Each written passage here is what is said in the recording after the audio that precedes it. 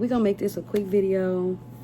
But for real though, are they really like that, or you just made it up?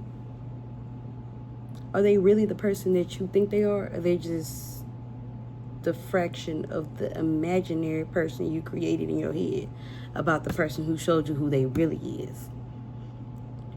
Because a person gonna show you who they really are. But when you are so wrapped up in infatuation and just trying to find the best in somebody who ain't never showed you nothing good, or who did show you something good, but it was just the tip of the iceberg of toxicity, you're going to look at the tip and be like, oh my gosh, it's such a beautiful sunny day. It's bright. And you go back inside and it's gloomy hell. Stop making things up and look at the reality of it. Look at the person in front of you. Not the person you want to be in front of you. The person that's really in front of you. Stop staying in shit because of how you feel. Stop staying in shit because of how you feel. Stop dating people because of how you feel. Date them for who they are and their character traits.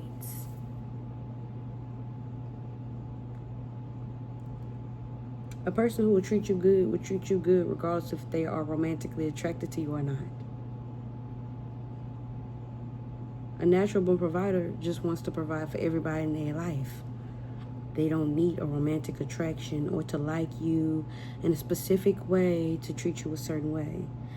Because as soon as they don't like you no more, they don't have that attraction to you no more, they're not going to treat you that way no more. How many of us experience that, but we continue to date someone with a similar tie ending as the person we just broke this last soul tie of? You break a soul tie with somebody, aka you break the relationship cut. You cut the tie completely. A lot of us have soul ties with people because we're having unprotected sex. Let me take a breath. Unprotected sex. And or some of us are having intercourse on our period. We don't need to do that, but you are making it stronger. Anyway. You cut that tie ending. You must give yourself time to heal and elevate so you will not date somebody with that similar tie ending. You don't give yourself time to heal and be a better person so you can meet a better person. You attract your same level of vibration. I think that's what people mean when they say you are who you attract. Not necessarily you'll do the exact same things or you're the same type of person. You might have a lot of similar qualities or may have a similar way of expressing yourself. But y'all probably on the same vibrational wavelength. Most likely. And y'all say the horoscopes don't matter. But I looked for my exes. I should have listened. Because them heifers was too on the nose about what was going to happen. But I will digress on that. I have also been a symptom of... of not taking care of myself and not loving myself enough and tolerating things I don't need to tolerate because I obviously do not love myself. 25%. I'd say it was a good 15, 20%. 20% ain't enough to be able to show somebody that you care about yourself. You will tolerate way more than you need to because you don't love yourself as much as you need to. And when you don't love yourself, you cannot treat somebody who loves you well because you don't know how to love them properly. And you will know because your insecurity will flourish. And all those bad things that you're afraid were going to happen are just going to fill up your mind. And fear will just constantly fill you up for no fucking reason. Because you don't love yourself.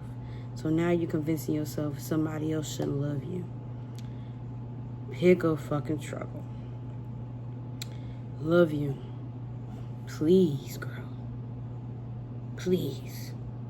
I think a good amount of us need to go out here and have a very realistic expectation.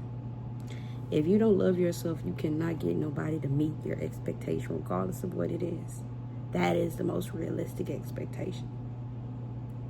If you don't love you, you cannot meet the person of your dreams. If you don't love you, you will not meet the man, the woman, or whatever of your dreams. You won't meet them because you won't know how to treat them. You don't treat them like shit. Whether you want to admit it or not, subconsciously, you won't treat them right. Because you don't know how to treat you right. Duh.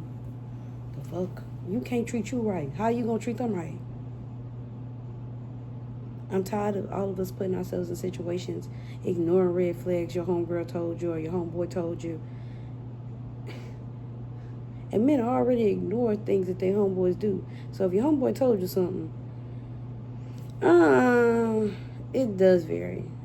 Take the person's word.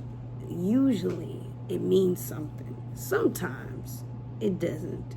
But I can go for the same way for women. There have been situations where a woman will want the man, so they'll lie and say the man want to fuck with them, and they don't. They never wanted that friend. They're lying to break it up, so now you can't get him, and maybe she'll have a chance, even though she'll never have a chance. It happens. Both genders do it. People do the same thing, just different ways, because they can't present themselves the same way. Please, stop ignoring a red flag. If you like, I don't like this, put a pin in it.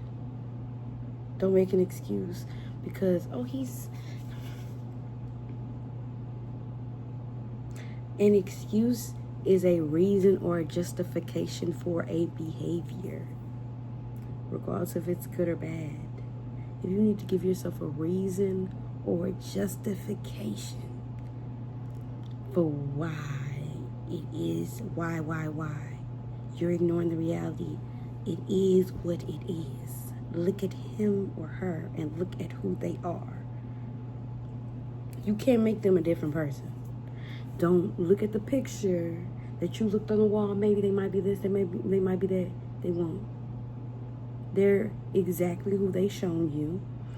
And if they told you anything that made them be the victim, they were the perpetrator. If a person tells you a story and they didn't do nothing wrong the entire time, they don't even say the story in the reality of like, I did this, they did that, I did this in retaliation for them doing that. I don't have no reason to hide. I don't have no reason to sugarcoat it. They are usually the person who did everything they said the opposite person did.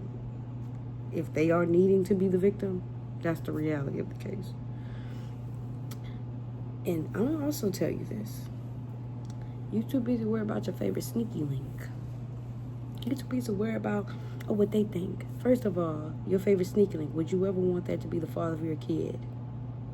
Or the mother of your kid? Father of your kid. We're going to talk about you girls. We're talking to the girls right now. No, let's be for real.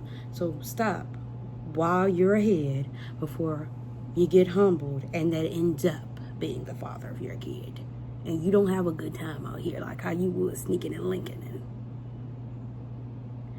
Second of all, we're going to generalize it, but we're going to talk about the girls. Imagine you going to your favorite sneaky link. This is your only sneaky link. You fucking with this person and you are steady. And you're fucking with them because you like them. But because you don't love yourself and they can tell you don't love yourself, they're only fucking with you because you're an easy lick. If you loved yourself, you wouldn't tolerate a quarter of the things they would treat you, because the person who don't like you would treat you as such. A person who likes you will go above. There is no way in hell every single person who has liked or have been in love with somebody act the same way. When a person likes or is in love with somebody or loves them, we're going to put love in love, because in love is a big thing. My only understanding of being in love, I've experienced it, but my first example of it was Shakespeare novels, bitch. I have a high expectation of what in love is. This man talked about that olive colored lady. He talked about Anne Hathaway down all day. He loved the fuck out that lady. He still love, obviously. You see what they do. Anyway, just shut up. A person in love with you and loves you will not treat you in a way that a person who tolerates your existence and does not love you would. Simple. So I'm gonna need you to ask yourself this. Are they really this person you made up in your head? Or did you just create something out of thin air, dreams, childhood trauma, and whatever the fuck you could pull out your ass? Because are they really that person? Or they're just a figment of your imagination? Are they a mirage in the desert from a person quenching with thirst? Because it seems you're quenching. Are you quenching? Girl, you need a body armor. You need one? Got me thirsty. Got me thirsty. You too quenched.